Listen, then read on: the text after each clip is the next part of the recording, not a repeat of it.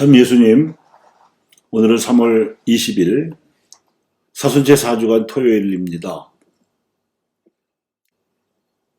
며칠 전부터 요한 바오로 2세 성인 교황님께서 내셨던 회칙 생명을 주시는 주님을 해설해 드리고 있는데, 오늘은 그 제2장에 세상의 죄를 밝히 드러내 보이시는 성령에 관한 해설이 있어서 간추려서 소개하고자 합니다. 하느님의 첫 창조 사업은 우주와 생태계를 조성하시고 이를 잘 돌볼 수 있도록 몸과 마음을 지닌 육신 생명을 창조하신 일이었습니다. 이 물리적이고 생리적인 창조에 대해서 인류가 노력한 성과로 만들어낸 응답이 우리가 지금 누리는 물질 문명인데, 한편으로 물질적인 차원에서 놀라운 성과를 내고 있기는 합니다만 정작 창조주 하나님과는 다분히 엇박자를 내는 수준입니다.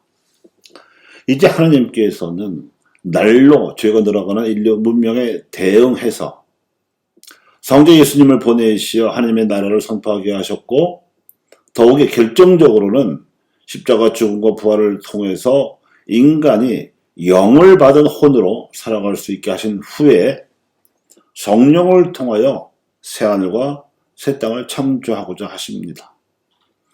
그래서 인간은 영적으로 하나님과 소통하는 사랑의 문명으로 응답해야 할 처지입니다. 무릇 모든 나라에는 백성이 있어야 하듯이 성령께서 주도하시는 이 두 번째 창조사업, 즉 새 하늘과 새 땅은 당신의 나라를 세우시는 것이기 때문에 하나님의 백성이 필요합니다. 이 나라를 처음에 선포하신 분은 예수님이셨지만 이스라엘 백성이 거부하는 바람에 하나님의 백성을 온 세상에서 모시는 일과 그 백성에게 걸맞는 의식을 갖추게 하시는 일은 성령께 맡겨졌습니다.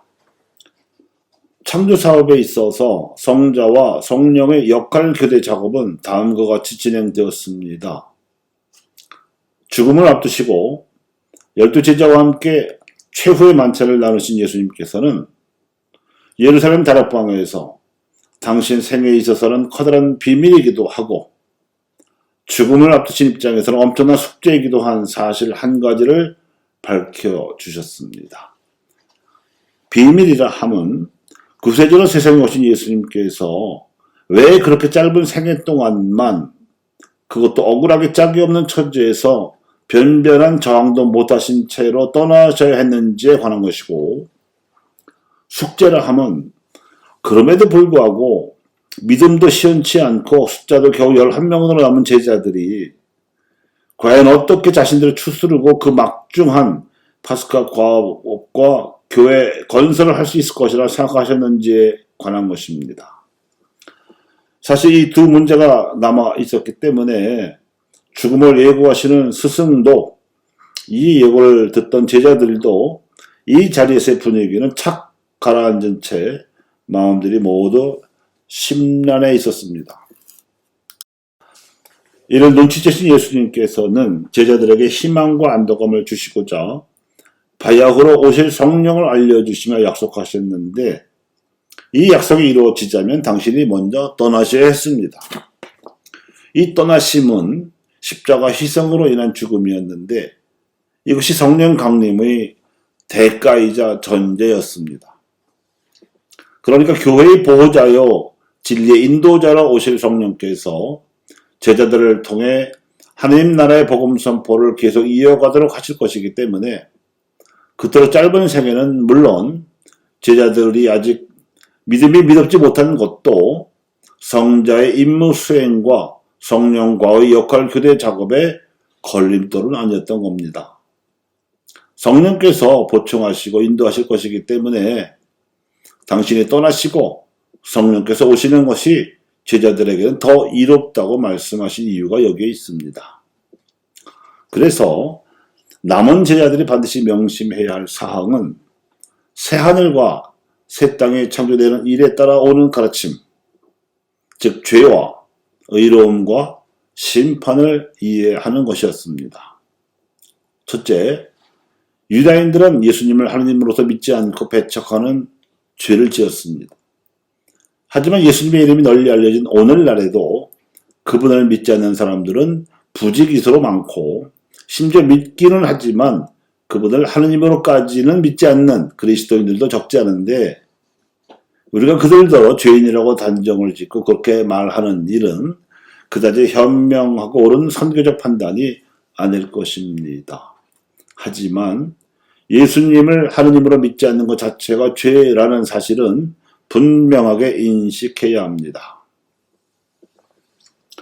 둘째, 그렇기 때문에 죄에서 벗어난 믿음의 백성이 사회적으로까지 의로움의 실체를 증거하고 이를 하나님의 빛으로서 세상에 비추어 주어야 합니다. 죄의 투성의 현실에서 의롭게 살자면 십자가 희생이 필연적으로 따라오는데, 그래도 그 의로움이 새하늘과 새 땅의 창조입니다.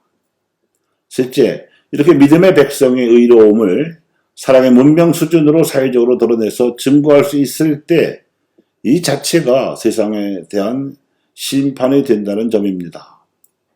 힘을 우상처럼 숭배하는 자들은 예나 지금이나 그 같은 우상 숭배 행위 자체로 하느님으로부터 버림받은 심판을 당하는 것임을 사랑의 문명이 드러내게 됩니다. 오늘 복음에서 예수님께서는 초막절 축제에서 성령을 염두에 두시고 목마른 사람은 다 나에게 와서 마셔라. 나를 믿는 사람은 성경 말씀대로 그 속에서부터 생수의 강들이 흘러나올 것이라고 말씀하셨습니다. 그런데도 군중은 섣불리 믿지 못하고 우왕좌왕하며 혼란에 빠졌지만 영악한 수석사제의 사도가이들과 율법학자 바리사이들은 이제 내놓고 성전 경비병을 보내서 그분을 잡아가두려고 하고 있습니다.